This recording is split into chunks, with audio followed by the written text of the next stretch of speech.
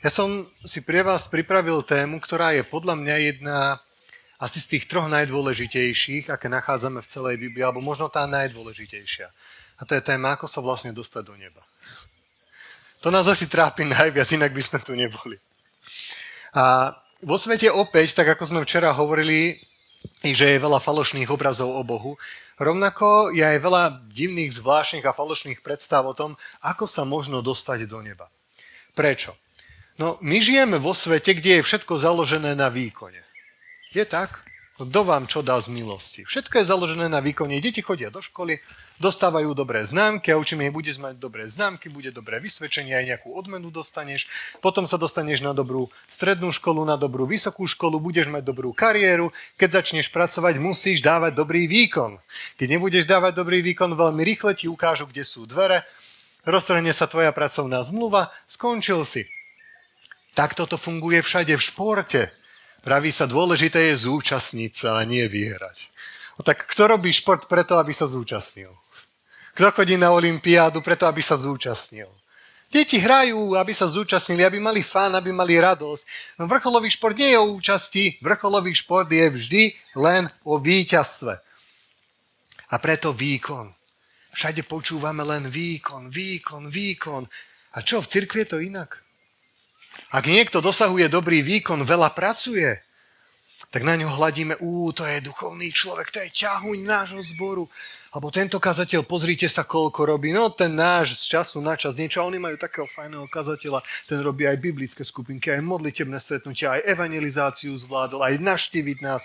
Prišiel pozrieť. Pozeráme na niekoho, kto v zbore toho veľa vie, má hlboké teologické poznanie a vážime si to a hneď autorita toho človeka, čo on povie, stúpa v našich očiach. Všade len výkon, veľa vedieť, veľa počuť, veľa čítať, veľa toho urobiť. A tento výkon ako kliatba, ako nejaké prekliatie sa dostalo do cirkvi. Nielen v novozákonnej dobe, v starozákonnej dobe tiež. V starom zákone tiež to bolo o výkone. Prišli proroci a vravili tomu Izraelu, no čo robíte? No na čo toľko obetí? Desiatky peniaze prinášate, lebo ľudia si mysleli výkon. Áno, Pán Boh vraví, robte to, ale robte to preto, lebo to má byť prejav niečoho a nie toho, aby ste si niečo u Boha zaslúžili. Ja sám ako kazateľ toľkokrát som sa v cirkvi stretol so sklamaním. Keď nejaká sestra, brat ochorel, prišla rakovina. Živo si pamätám jeden príbeh aj z Maďarska. Stretol som tam jednu sestru, ktorá mala úžasný dar modlitby. Ona mi vraví, ja keď sa s ľuďmi rozprávam a vidím, že niečo potrebujú, ja mám modlitebný zoznam, ja si to tam zapíšem. Vraví, niekoľko dní, modlitba vybavená. Vraví, aj dnes mi volala jedna sestra, pokazila sa jej chladnička, vravím jej, neboj, ja sa pomodlím. Pomodlila sa, už po obede jej volal ďalší brat, že má chladničku navyše, či nepotrebuje. Ja som v živote také nestretol. To bolo niečo úžasné. Ona vraví, za čo ja sa modlím, Pán Boh koná. Úžasný výkon. Áno, do okamihu, pokiaľ neprišla rakovina. Modlila sa a nič sa nestalo. Lebo všetko bolo založené na výkone. Ale ono to nie je o výkone. A Pán Boh s týmto zápasí v cirkvi neustále. Celé stáročia. V starom zákone veriaci dávajú na výkon. Príde nový zákon, situácia sa zmenila, čítajme epištoly. Prichádzajú falošní učitelia a vravia, musíte robiť výkon, musíte zachovávať Mojžišov zákon, kto nebude obrezaný a tak ďalej a kopa ďalších príkazov, ten bude v Božej nemilosti. A apoštoli sa na to veľmi hnevali. Potom, čo, prichádza temný stredovek a o odpustkovaní hovoriť asi netreba, i keď som si tam také špecialitky histórie pre vás pripravil ku koncu. Opäť výkon a nič iné nepočujeme, len samý výkon. Ale keď otvoríme písmo sväté, tak zisťujeme, že Pán Boh predsa nedáva takto večný život. Pán Boh nie je účtovník, ktorý si zapisuje tvoje plusy a mínusy. A keď tých plusov máš viac ako mínusov, tak vtedy ti Pán Boh za odmenu dá mzdu, dá ti tvoju výplatu a ty dosiahneš spasenie. Funguje to tak? Nefunguje to tak. Nikde v Biblii to nie je napísané. Ja by som vám chcel ukázať teda niekoľko tých biblických príkladov, teda ako to spasenie dosiahnuť, keď nie tým bežným svetským spôsobom výkonom. A vôbec teda aký zmysel majú tie skutky, ktoré robíme. Ale je to pre mňa samého veľká výzva, lebo je to téma už toľko prežúvaná. Ale stále vidím, že je tam čo povedať. Pre mňa najšokujúcejší taký zoznam ľudí v Biblii, ktorí dosiahli spásu, a nebolo to zrovna za výkon, to je Židom 11. kapitola. Ak ju poznáte. Židom 11. kapitola sa bežne aj v teológii nazýva, že to je galéria viery. Alebo to je sieň slávy, tak ako vidíte do galérie, obdivujete tam krásne nejaké obrazy, nejaké sochy, nejaké vázy, umelecké diela. Tak aj táto 11. kapitola, to je taký zoznam, taký list tých ľudí, ktorí mali vieru. Vieru, ale vieru, ktorou dosiahli spravodlivosť. Čo to znamená? My všetci sme hriešnici, ale Pán Boh na nich hľadel, ako by boli spravodliví. Preto, lebo mali vieru, lebo do ich života vstúpil a oni ho vpustili. Ale viete, ja keď som čítal ten zoznam, tú 11. kapitolu tých hrdinov viery, tých, o ktorých apoštol, písateľ nám vraví, že nám majú byť vzorom, ja som nesúhlasil s tým zoznamom. Mne ten zoznam bol ako keď mačku hladkáte proti srsti. Ja, keby som mal zostaviť ten zoznam a Pán Boh mi povie, no Michal, potrebujeme urobiť revíziu textu, napíš ty zoznam 11. kapitoly, koho by si dal do galérie viery. Koho by si napísal do zoznamu ľudí, ktorí svojou vierou sa zapáčili Pánu Bohu. A Pán povedal, no viera tohto človeka sa mi ľúbi. Toho ste mať vo večnosti pri sebe. Ja by som tam dal také krásne, také zvučné mená ľudí, ktorých životy veľmi hriechom neboli poznačené. Ale ja keď čítam tú 11. kapitolu, galériu viery, ja taký som nespokojný s tými menami. No, viete, keď som to čítal možno prvýkrát, také mená patria ako Abraham, Jákob, no takí hrdinovia. A potom, keď som otvoril Starý zákon a začal som čítať o ich živote, také sklamanie. No kto z vás by chcel mať takého hrdinu viery za manžela? Sestry, priateľky, dámy, slečny. Chceli by ste mať za muža Abraháma? Bohatý bol. Majetky boli. Dokonca bol nazvaný kniežaťom. No ale viete, keď prišiel do Egypta, ako vy by ste išli možno do nejakej dnes takej orientálnej krajiny, bál sa o svoj život a žene povedal, počúvaj, povedz iba to, že si moja sestra. Je to na poli pravda, pretože mu bola sestra, mali rovnakého otca, len matka bola iná. Povedz, že si moja sestra, a to, že si moja manželka, nikomu nepovieme. A ešte Abraham aj povedal prečo, lebo sa bál o život a ten biblický text vraví, aby sa mu dobre vodilo. Ja keď som čítal v komentároch, že čo to znamená v hebrejčine, aby sa mu dobre vodilo, viete, čo to znamená? Aby bol z toho zisk. A prečo? No pretože keď povieš, že si moja sestra, a otca tu nemáš, to znamená, ak sa niekto bude chcieť za teba vydať, musí ísť cezo mňa. Dostanem dary. Budeme chodiť po ulici, ty vedľa mňa a ľudia povedia, uj, to je krásavica, tu chcem za ženu. Kde má otca? Nemá otca, iba brata má. No, pôjdem s bratom, pohovorím, urobíme nejaké obchody, dáme nejaké dary, nech mi dá svoju sestru za manželku. Abraham očakával, že z toho niečo bude. Aj život si zachráni, aj zisk z toho bude mať.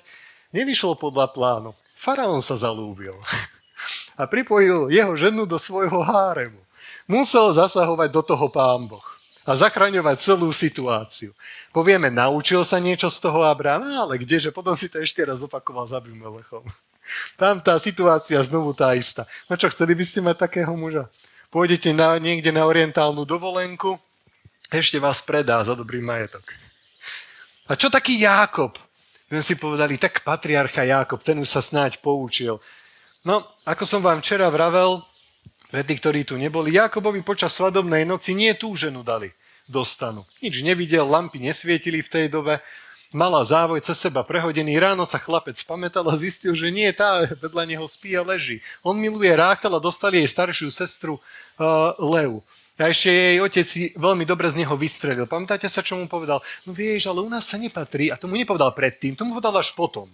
Vraví, no u nás sa nepatrí, aby mladšia sa vydala skôr ako staršia. A tým trošku toho Jákoba pod rebrá pichol, pretože Jákob čo urobil? No kúpil od brata prvorodenstvo. A teraz mu vraví, no ale u nás takéto nerobíme, ako ty si so svojím bratom, že si predbehol, U nás sa ide pekne po poriadku. Chceš mladšiu? Najprv staršiu si musíš zobrať. Tak ešte by sme povedali dobová kultúra. Prižmúrime jedno oko, prižmúrime druhé oko, tak musel mať tú Leu ako prvú, no tak dobre, no tak vtedy to tak bolo, poligamia. No len viete, ak čítate trošku ďalej, tak a Jákobovi sa to aj ľúbilo, že nemal jednu a mal dve.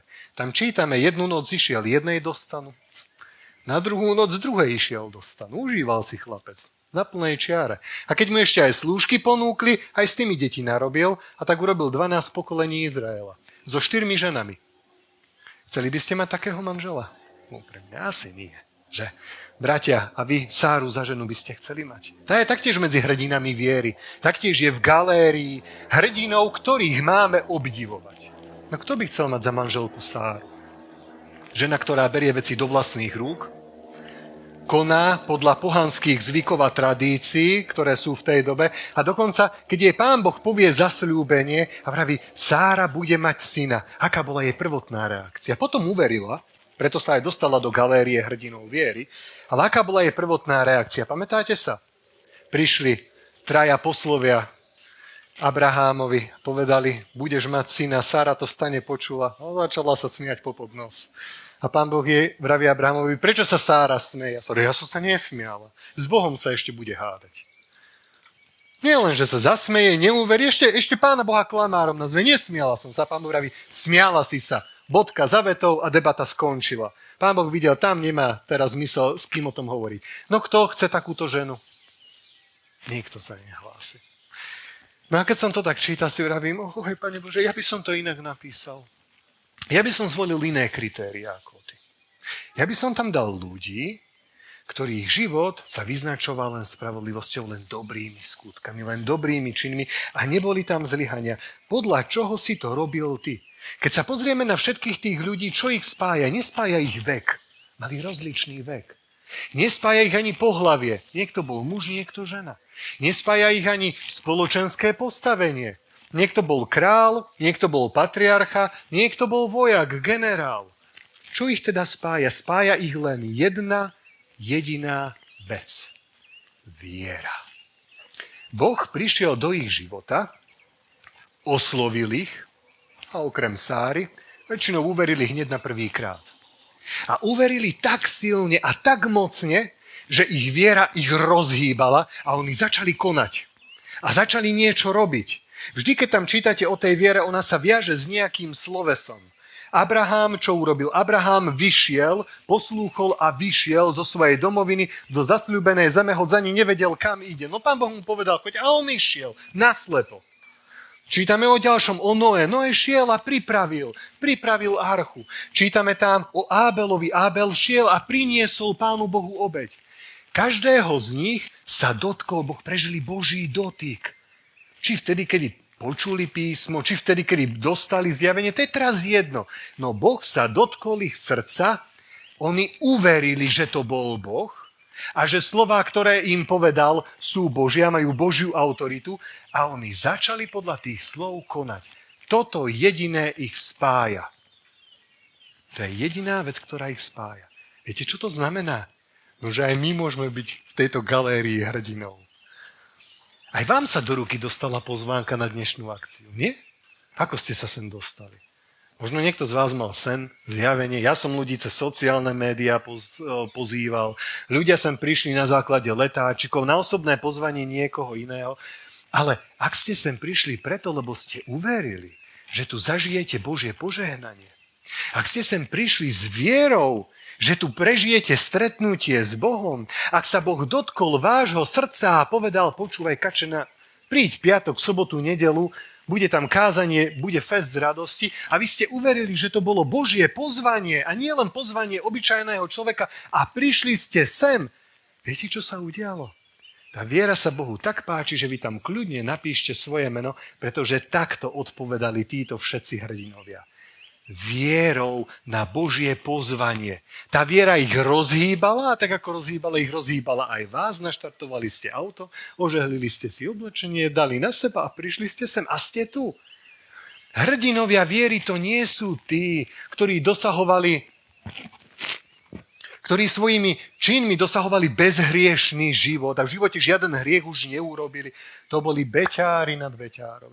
To by sme mohli pokračovať ešte ďalej, čo všetko potom ešte koľkokrát padli do hriechu a museli sa postaviť z neho. Ale to sú príbehy obyčajných ľudí, ako sme my. S tým, že oni jednoducho uverili. Keď sa Boh dotkol ich srdca. Ale toto nie je štýl, ktorý my používame. Ako som vravel, čo robím ja, čo robíme my? Rebríček. My máme rebríčky.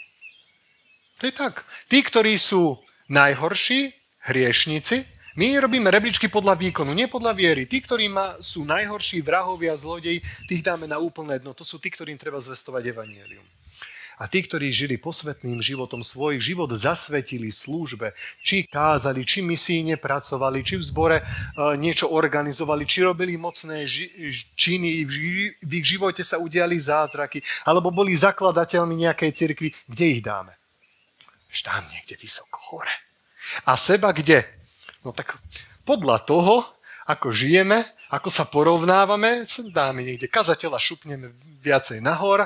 My, ak menej slúžime, tak sa dáme trošku nižšie, obzvlášť keď počas týždňa sme na deti nakričali, nervy sme stratili, tak možno ešte si dáme o jeden stupienok nižšie, pokajáme sa, hodíme to zase niekde vyššie a čakáme, kedy už prekročíme nejakú pomyselnú hranicu a tiež možno pôjdeme k tým svätým. A niektoré cirkvi ako katolícka, ortodoxná cirkev, čo urobili? Tie ešte aj pečiatku dali na tú svetosť a podali, no ak ten človek žil posveteným životom, odohrali sa tam, nechcem teraz klamať, koľko musí byť 2-3 zázraky?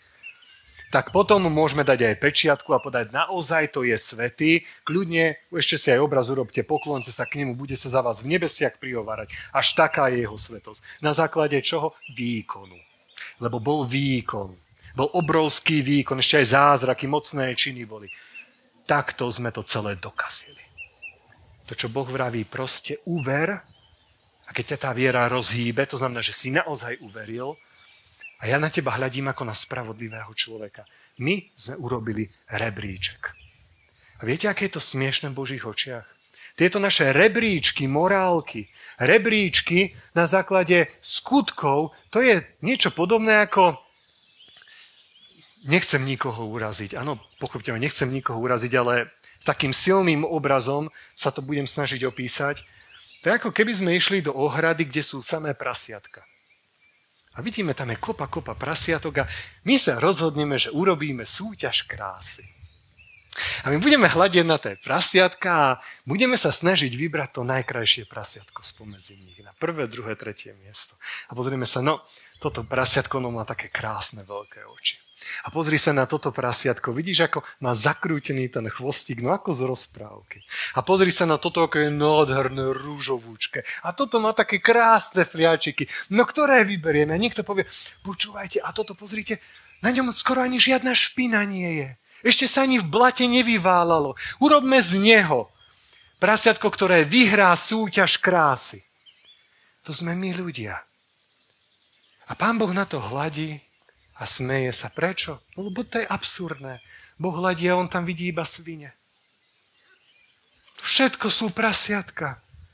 No dobre, no tak teraz nie je tak špinavé. No pusti ho. Pusti ich z tej ohrady a urob mláku. Všetky tam budú špinavé až po uši. Preto, lebo sú to svine. Lebo ono inak nemôže. No zrovna v danom momente nie je tak zašpinené ako druhé. Nevmestilo sa tam do toho blata. No ako náhle sa miesto uvoľní, pôjde tam. Dáte im odpadky z kuchyne, aj takto všetky budú jesť, lebo všetky sú svine. Pán Boh hladí na nás a vraví, no vy ste to nepochopili, no vy všetci ste hriešníci. No vy všetci máte hriešnú prírodzenosť a tu sa mi idete pretekať dobrými skutkami. No dobre, no dneska si urobil a zajtra do hriechu padneš. O čom mi tu ideš rozprávať? Poď urobíme to inak. Nebudeme ti spasení na základe výkonu dávať, no komu by som ho potom dal? Urobíme to inak. Dáme ti spasenie na základe viery. Keď uveríš tomu dotyku, ktorý som ja urobil v tvojom živote. Viete, my máme veľmi skreslený obraz o duchovnosti druhých ľudí.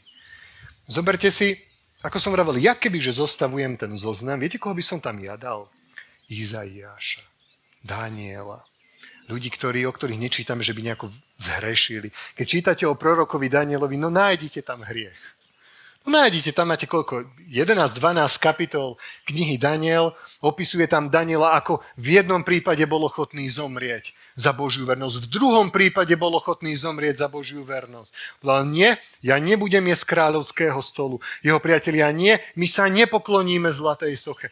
Nie, on bol vždy pevne verný. Povieme, toto je človek, ktorý vierou si zaslúži spasenie. To je výkon. K tomu sa treba smerovať. A potom Daniel sa modlí Bohu a viete, čo Daniel hovorí? Že aj on je hriešnik. Človek, na ktorého my hľadíme ako na spravodlivého, seba vidí ako svinku, ako prasiatko. On seba vidí ako hriešnika.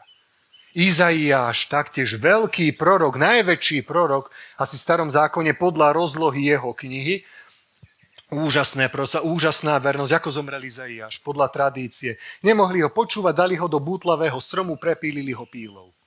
To je viera. To je vernosť. Zomrieť takou brutálnou smrťou za Pána. Za vernosť jeho slovu. A Izaiáš, keď vidí Pána Boha v 6. kapitole, vidí len okraj Božieho rúcha. Nevidel Pána Boha, on videl len, ten text vraví, videl okraj Božieho rúcha. Cherubínov a vraví, zomriem, lebo som videl Hospodina zástupov a som muž nečistých rtov. Izaiáš, ty a muž nečistý rtov, čo si nahovoril? Veď ty len spravodlivosť sa ti z úst leje ako voda z potoka. A on seba vidí ako hriešnika. Prečo? Pretože čím sme bližšie k Bohu, si uvedomujeme, že sme hriešnici a nespravodliví.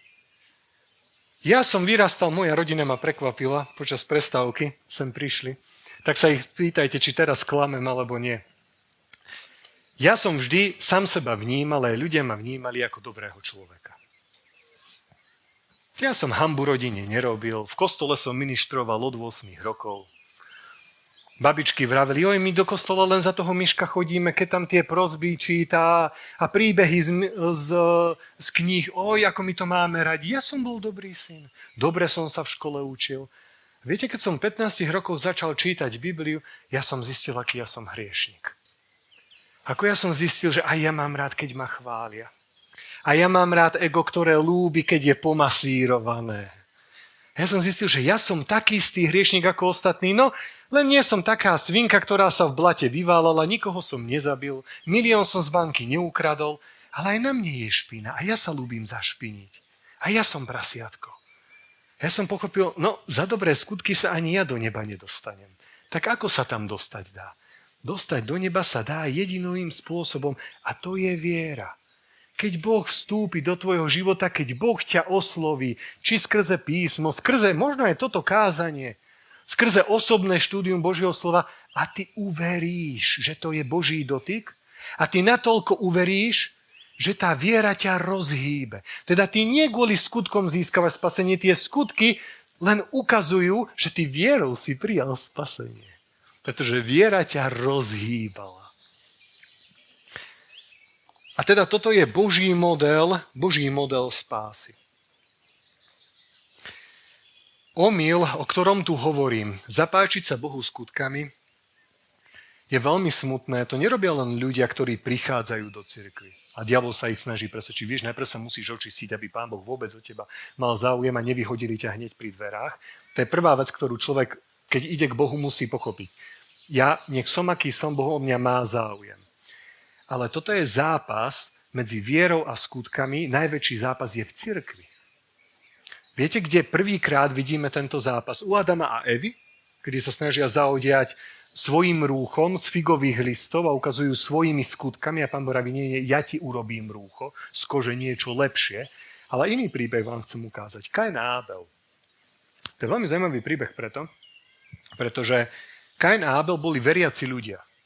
To neboli ateisti. Vtedy sa o ateistom nikomu ani nesnívalo. Ateizmus prišiel až s francúzskou revolúciou. Dovtedy nikto ani nevedel, že nejaký ateizmus je. Všetci niečomu verili. Kain a Abel priniesli obeť Pánu Bohu. Vieme, akým fiaskom to dopadlo. Áno? Kain priniesol svoju obeť, Abel priniesol svoju obeť. Prečítam vám ten biblický text. Po istom čase priniesol Kain obetu Hospodinovi z poľných plodín. Abel obetoval prvorodené zo svojho stáda s tukom. Hospodin priaznivo zhliadol na Ábela a na jeho obetu, ale na Kaina a na jeho obetu tak nepohliadol. Kain sa veľmi nahneval a tvár sa mu zamračila. Vieme, ako príbeh končí. Kain nakoniec zabíja Ábela. Viete, čo je na tom príbehu zaujímavé? On nevraví, s čím mal Pán Boh problém. A preto je strašne veľa komentárov. S čím Boh mal problém s Kainovou obeťou? Ktorí vravia, že no tak priniesol z poľných plodín, ale aj to sa prinášalo. Neskôr, keď otvoríme Mojžišov zákon, obeť z poľných plodín bola ďakovná obeť. No čo je zlé na tom, že Pánu Bohu prišiel poďakovať? No páčilo by sa vám to, že idete Pánu Bohu ďakovať a Pán Boh povie, ja nepríjmam tvoju modlitbu. Ale veď prečo ďakovať máme? A čom bola Ábelová obeť lepšia? No tak Ábel priniesol to najlepšie zo svojho stáda, no lebo Ábel bol pastier. A Kain bol poľnohospodár. Takže logika nám aj káže, že Ábel priniesie baránka, a Kain prinesie niečo zo svojich plodov. V čom je teda háčik? Háčik je práve, odkrýva nám ten háčik list Židom. Keď čítame list Židom, tú 11. kapitolu, tam Pán Boh hovorí priamo. Vo viere Ábel priniesol Bohu lepšiu obetu ako Kain. A ňou si získal svedectvo, že je spravodlivý. Čím? Vierou, nevýkonom, vierou. On vierou priniesol lepšiu obeť. Ja keď som to tak čítal, si Pane Bože, tak to už filozofickejšie sa nedalo napísať. No čo to znamená teraz? No vysvetli to. No čo to je? Vo viere Ábel priniesol Bohu lepšiu obetu ako Kain a ňou si získal svedectvo, že je spravodlivý. Ako možno priniesť obeť? Jeden priniesol obeť, aj druhý priniesol obeť. Jeden priniesol s vierou a druhý nepriniesol s vierou. Ale aj Kain veril Boha, veď dokonca sám sa s ním rozprával. Takže to nebolo o poznaní Boha. Poznali Pána Boha obidvaja. Čo to znamená, že s vierou jeden priniesol a druhý s vierou nepriniesol? Veľmi jednoducho. S vierou znamená, že Ábel priniesol s vierou, nie z tradície. Ábel priniesol s vierou, lebo ukázal, Pane Bože, ja naozaj Tebe verím. Som vďačný za to všetko, čo si pre mňa pripravil a ja chcem osláviť Tvoje meno, aby Tvoje meno bolo oslávené v mojom živote. Ja prichádzam s vierou, že Ty si s vierou, s vďačnosťou. Viete, ako prišiel Kain? No tradícia. Tak rodičia nás učili. Otec ma naučil, že máme Pána Boha uctievať, no tak teda aj ja prídem, tak Pána Boha budem uctievať. No tak ďakujem Ti za to všetko, čo si mi dal, tak tradícia káže, tak tu máš, zober si to. Pán hovorí, ja nemám o to záujem. Viete, my tieto obete taktiež prinášame. Keď spevák vyjde na pódium, a teraz speváci na nikoho z vás nemyslím, áno, nevidím do vášho srdca, Boh mi ten dar nedal, ak spevák vyjde na pódium, môže zaspievať ako Kain a môže zaspievať ako Ábel. Môže prísť a zaspievať preto, lebo ho k tomu dokopali. Kazateľ povedal, no počúvaj, máš pekný hlas, musíš ísť a musíš spievať. Ja nechcem. No musíš ísť, choď, zaspievaj, ukáž, aj v našom zbore máme talenty. Toto nie je Ábelovská, toto je Kainovská obeť. Alebo môže prísť spevák a povedať, a ja chcem Pána Boha osláviť. Pane Bože, ja som Ti tak vďačný za to všetko, čo si mi v živote urobil. A ja chcem, aby skrze tú pieseň si sa dotýkal srdc tých ľudí. Ja prídem a ja zaspievam. Kazateľ môže byť Kain a môže byť Ábel. Ja môžem byť Kain, môže byť Ábel. Môžem sem prísť a povedať, dneska im poviem, zažiarím, budú si hovoriť, Michal Fulier mal dobré kázanie, pomasírujú mi ego. To je Kain. To je Kainovská obeť. Vy z toho môžete mať požehnanie, ale ja požehnanie z toho mať nebudem. Môj vzťah s Pánom Bohom sa bude rúcať a deformovať a nebude rásť. Alebo môžem prísť a povedať, Pane Bože, ja chcem, aby Ty si bol oslávený. Ja chcem, aby tí ľudia zase o krôčik bližšie sa dostali k Tebe. Prosím, daj mne múdrosť a otvor ich srdcia. Moje meno nech zabudnú. Nech ani nevedia, jak ten Fulier vyzeral. No nech si pamätajú, čo Ty si im povedal skrze svoje slovo. To je Ábelovská obeť. Môžeme priniesť financie na Boží oltár a môžete dopomôcť tomuto projektu a môžete to urobiť preto, no patrilo by sa volať, čo dať, aj tak mám na účte, vála sa to tam, no tak prídem, prispejem. A potom pôjdem, dám, nech ma nepoohovárajú, že nedal som. Druhý dali, tak aj ja dám. Alebo naučili ma dávať, rodičia dávali, tak aj ja budem ďalej dávať. Mali z toho požehnanie, možno aj mňa Pán Boh potom požehná. To je Kainovské. Áno, Pán Boh použije tie peniaze, z nich požehnanie bude, ale ty ho mať nebudeš. Alebo môžeš prísť a povedať, Pane Bože, ja dávam na tvoj oltár. Ja som ti vďačný, že mňa si zachránil, použi tie prostriedky, zachraňuj skrze ne aj druhých. Prečo robíš to, čo robíš? Robíš to zo zotrvačnosti? Chodíš do zboru preto, lebo rodičia ťa donútili? Chodíš preto, lebo druhí chodia, no tak aj ja pôjdem? Alebo chodíš preto, lebo sa chceš stretnúť s Bohom? Chceš mu prejaviť vďačnosť za to, čo pre teba v živote urobil? Čo je tvoj motív? Ja mám pre vás jednu veľmi dobrú aj veľmi zlú správu. Ak to nie je z viery, je to hriech. Apoštol Pavol v liste Rímanom v 7. kapitole napísal: čo nie je z viery, je hriech. Prišiel si sa pokloniť k Bohu, no nie z viery? Prišiel si preto, lebo si musel? Lebo ťa z postele za nohu vytiahli? Prišiel si a zaspieval si preto, lebo ťa k tomu donútili? Prišiel si a niečo si odkázal, lebo druhého, koho nebolo, no tak si ten kríž zobral na svoje plecia. Prečo robíš to, čo robíš? Ak to nie je z viery, je to hriech. A to je veľmi silné. My môžeme nahrešiť ešte aj tým, že slúžime. To je silná káva. Verte mi, mne sa to nevraví ľahko. Pretože to, čo ja vám hovorím, to je to, čo Pán Boh najprv mne povedal, to je do môjho života. A ja som sa rozhodol, že sa s tým s vami podelím a poviem to aj do vášho života. Mne sa toto tiež nepočúva veľmi ľahko. Ja tiež niekedy, keď učím na sobotnej škole, sami nechce. Ale si ale nemohol to urobiť niekto iný, no zase mňa tam dali. V 3 triedách učím. No, už by aj druhý niekto mohol ísť učiť namiesto mňa. A Pán Boh mi hovorí, a ty tam kvôli tomu ideš? Lebo nemá kto druhý, vieš čo, tak radšej ani nechoď. Ja si niekoho iného zavolám. Prečo robím to, čo robím? Keď nie je z viery, je to hriech. Dokonca Pán Ježiš povedal jedny veľmi, ale veľmi silné slova, keď sa rozprával s ľuďmi. Ja vám ich chcem odcitovať. Keď sa Ježiš rozprával, tak hovorí jedno také podobenstvo, taký príklad. Mnohí mi povedia v ten deň: Pane, či sme v tvojom mene neprorokovali? Nevyháňali sme v tvojom mene démonov? Nerobili sme v tvojom mene mnoho mocných činov? Vtedy im vyhlásim: nikdy som vás nepoznal. Odíďte odo mňa, páchatelia neprávosti. Všimajte si pozorne ten biblický text, čo tam Ježiš vraví. On vraví, že mu to budú vravieť ľudia, ktorí si mysleli, že prorokujú, vyháňajú démonov, robia mocné činy. Tu nie je reč o nejakých diablom poslaných falošných učiteľov. Nie, toto sú ľudia, ktorí úprimne, oni sa modlili, oni si mysleli, že to Pán Boh im dal na srdce a oni za niekým prišli, oni si mysleli, tá výčitka, čo hovorím, to je od Pána Boha.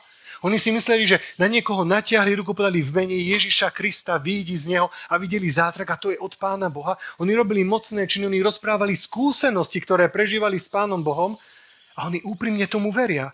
A Pán Boh vraví, ale ja som to nerobil. Ja som ti to nepovedal.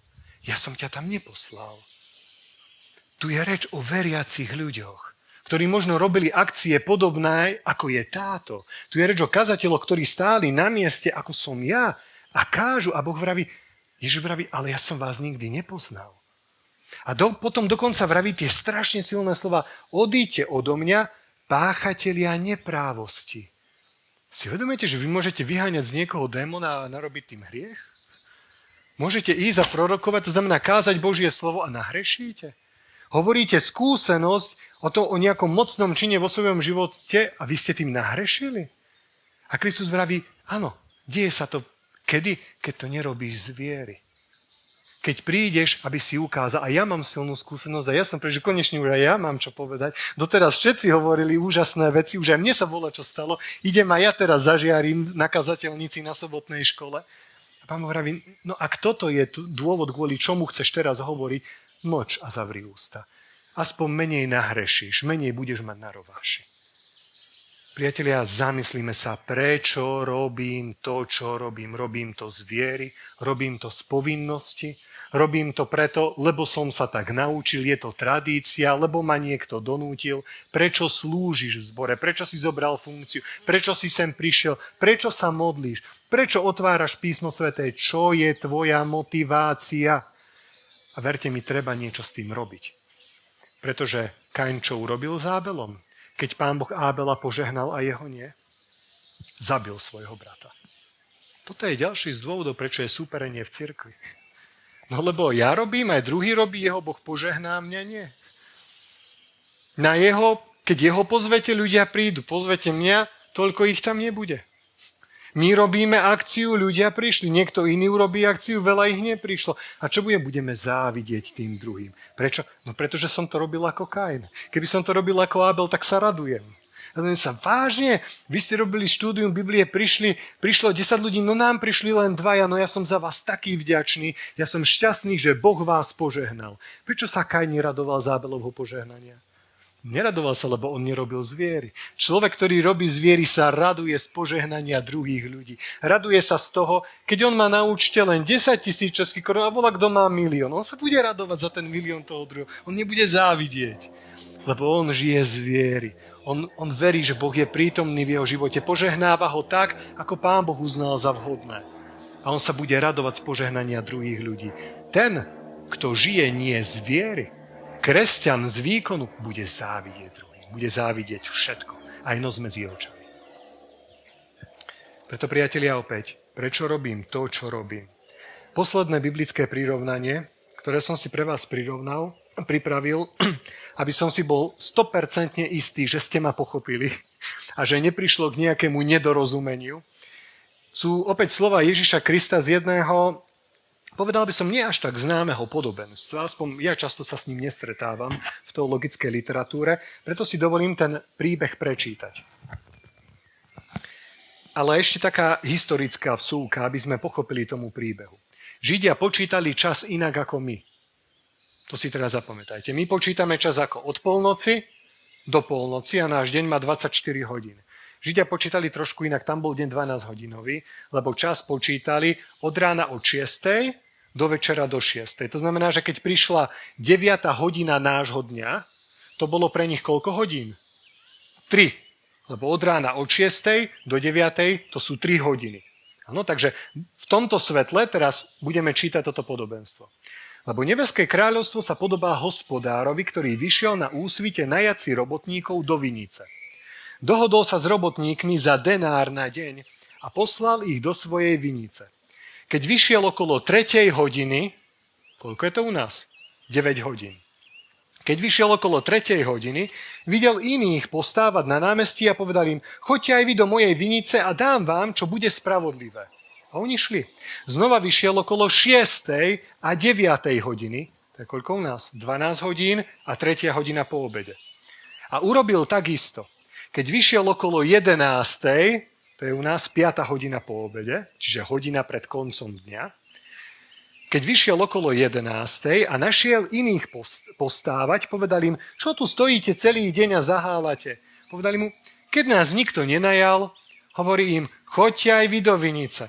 Keď sa zvečerilo a povedal majiteľ vinice svojmu správcovi, zavolaj robotníkov a vyplať im mzdu. Všetkým od posledných až po prvých. A teraz zámerne, od posledných až po prvých. Keď prišli tí, čo boli najatí o 11. hodine, čiže tí poslední, čo robili len 1 hodinu z celého dňa, dostali po denári. Tí, čo prišli prví, mysleli si, že dostanú viac. Prečo? A to je to, čo som vám vravel od začiatku kázania. Výkon. Robíš výkon, budú peniaze. Ak oni dostali za hodinu dňa 1 denár, ja som robil 12 hodín od rána od 6. do 6. Tak po logike 1 hodina 1 denár, 12 hodín, 12 denárov, no 1 denár to bola vtedy veľká suma. Bola robotníka, to bola mzda robotníka celý deň na vinici. Znamená, že on očakával, že bude výplata ako za 12 dní. Pekné peniaze. Čo sa dialo? No aj oni dostali po denári. Vzali ho a reptali proti hospodárovi. Títo poslední pracovali 1 hodinu, ale ty si ich postavil naroveň nám, čo sme znášali bremeno a horúčavu dňa. On však povedal jednému z nich, priateľu, nekrivdím ti. Nedohodol si sa so mnou za denár? Vezmi, čo je tvoje a choď. Ja však chcem tomuto poslednému dať toľko, koľko tebe. Nemá ma zda právo urobiť so svojím, čo chcem? Alebo zazeráš na mňa, že som dobrý? Tak budú poslední prví a prví poslední. O čo ide v tomto príbehu s vinicou? Prečo som ho vybral? Pretože tam výkon bol absolútne ukradnutý vinárovi. On na to nehľadel, on sa dohodol. Jasne, 1 denár dostanú všetci. Všetci dostaneme spasenie bez ohľadu na to, kedy si sa pripojil do Božieho diela, lebo spasenie nie je za výkon. Ak si uveril Kristovi ako dieťa a celý svoj život si znášal problémy kvôli svojej viere, nevedel si nájsť dobrú školu, ako vieme, že bolo za komunizmu, nedosiahol si vzdelanie, potom si sa stal pracovníkom niekde v bani a niekto iný zaprel Krista, dosiahol vzdelanie, stal sa z neho uznávaný človek, vozí sa na Porsche, má krásny dom. A čo urobil? Pred smrťou sa pokajal. O 5:00 večer, predtým než umrel, činil pokánie. A on podľa tohto podobenstva čo dostane? No to isté, čo aj ty. Hoď od malička, od dieťaťa si uveril. Zapájal si sa do služby, slúžil si v cirkvi, znášal si problémy, chorobu a on bol zdravý celý život. A dostanete rovnakú odmenu. Jeden aj druhý. Nie je to nespravodlivé? Je v našich očiach, je. Pretože odmena, mzda je za čo? Za výkon. Jeden slúži celý život na Božej vinici, organizuje, študuje, robí evangelizácie, druhý si užíva svet, ženy, alkohol, peniaze, dovolenky, ešte aj zdravie mu slúži. A pred smrťou činí pokánie, ako Lotor na kríži. Nič nerobil, nikde nebojoval za svoju vieru. Uveril, povedal, verím, že si syn Boží, umrela, Kristus vraví, budeš so mnou vraj. No ďakujem pekne a ja sa tu teraz musím ešte lopotiť 30 rokov života. No super. Aká spravodlivosť. A Pán Boh vraví, áno, pretože spasenie nie je z výkonu, je z viery. Uveril si, či pred smrťou, či na začiatku života a dostaneš večný život. Ale viete, kto takto rozmýšľa, že je to nespravodlivé? Kain. Takto rozmýšľajú tí, ktorí nežijú z viery. Ak niekomu závidím, že sa obrátil ku koncu života, to znamená, že možno som ani ja z viery neuveril, pretože by som sa radoval. Veď zoberte, si to tak. Ja som otec, mám 2 deti a odkedy som sa stal rodičom, toľko vecí v mojom živote a nazeraní na Bibliu sa zmenilo. No len si predstavím, mám 2 deti, jedno bude verné Pánovi od svojej mladosti. A jedno z nich sa dá na širokú cestu. Ale pred koncom svojho života čo urobí? Na staré kolená sa obráti. Budem sa radovať ako otec. Budem sa radovať ako otec. Budem z toho šťastný. Prečo? Lebo milujem obidvoch. Vraví mi spolužiačka, ešte keď som len bakalára študoval teológie, celá bola nahnevaná, ona tvrdo makala, drela, popri štúdiu mala prácu, chodila čierne kruhy pod očami, aby ešte zarobila peniaze, domov na Ukrajinu nosila. A vraví, prídem domov a vidím moja sestra. Nič nerobí. Ja sa tu lopotím, študujem, pracujem. Ona nič nerobí. Ešte peniaze, čo ja som rodičom priniesla, ona ide míňať. Už som sa neudržala, kričím na mamu, prečo to robíš? Prečo to robíš? Prečo nás miluješ rovnako? No ona nepomáha doma s ničím, pozri, koľko riadu neumytého. A ja v škole sa učím, pracujem, peniaze sem nosím, ešte tebe doma pomáham, keď ja sem prídem jak na dovolenku. A ona nič. A miluješ aj ju, aj mňa. A ona mi vraví, Michal, ona mi povedala slova, kedy som sa zlomila a rozplakala a vtedy som pochopila Božiu lásku. A mama mi vraví, ale veď aj ona je moja dcéra. Tak je to, nie? Ak sa naše deti dajú na širokú cestu, nebudeme ich finančne v tom podporovať, ale milovať ich budeme stále rovnako. A jedného dňa, keď sa obrátia, tak ich privítame s otvorenou náručou, aj dedičstvo im dáme. Pretože čo? Pretože ich milujeme, to robí láska. Pán Boh vie, že on nemôže spasenie postaviť na výkone. Viete prečo? Nikto by spasený nebol. No spasenie, to je večný život. A to je denár. Denár nemôžeš rozdeliť. Ten denár, to je večný život. To je Ježiš Kristus, no rozdiel Krista na polovicu. Boh vraví, nie, ja každému musím dať večný život. To sa nedá rozdeliť na polovicu. To alebo máš celé, alebo nemáš nič. A ja ti to nemôžem dať za výkon, lebo ty nikdy taký výkon neurobíš. Ty môžeš robiť evangelizáciu každý rok. Ty tam môžeš variť, upratovať, stany roznášať. Aj tak si večný život nezaslúžiš. To je tak drahé. To je tak niečo cenné, to bude trvať večnosť. Kde ty chceš za 80 rokov svojho života nazberať toľko skutkov, aby si v nebeskom Jeruzaleme mohol žiť celú večnosť? No kde to chceš nahrabať? Ani všetci, keď sa dokopy dáte na jeden účet, budete skutky posielať, aj tak nenahrabete na spasenie jedného. A preto ja spasenie musím urobiť z viery. Ja to inak ani nemôžem spraviť, pretože by sa to nedalo.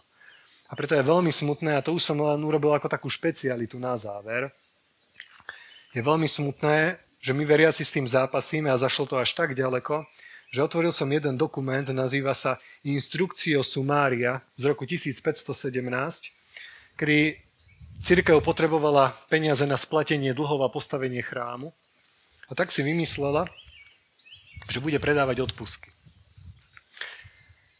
A zaujímavé na tomto dokumente je, že tam je to ešte aj odstupňované, že koľko treba zaplatiť. Tak len taká zaujímavosť, že kam až my ľudia ako veriaci sme schopní zájsť a malo by to s nami zatriasť. Nebudem to teraz čítať ako výsmech stredovekej cirkvi, nie. Ja to čítam, aby to s nami zatriaslo a mali sme z toho zimomriavky po tele. Že kam to až môže zájsť, ten malý kompromis, o ktorom sme vravili na sobotnej škole, keď sa to nerieši. Ak ti Boh ukazuje, že slúži z nesprávnych dôvodov, rob s tým niečo. Rob s tým niečo, lebo aj Kaň sa na začiatku len hneval a potom zabil brata.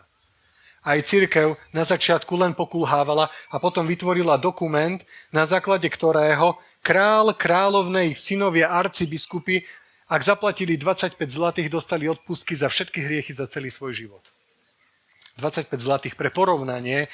1 zlatý, to je hodnota, ktorú dostal remeselník za 2-3 týždne svojej roboty, alebo slúžka musela zaplatiť 1 zlatý ako prenájom izbičky, v ktorej bývala celý rok. Ak sa nemýlim, a dobre som si to zapamätal, tak za celý rok zarobila nejakých 5-6 zlatých. Že to je hodnota 1 zlatého. Teda králi 25 zlatých. Preláti katedrál, grófi, baróni 20 zlatých. Nižšia šlachta zaplatili 6 zlatých. Menej významní mešťania a obchodníci 3 zlatky.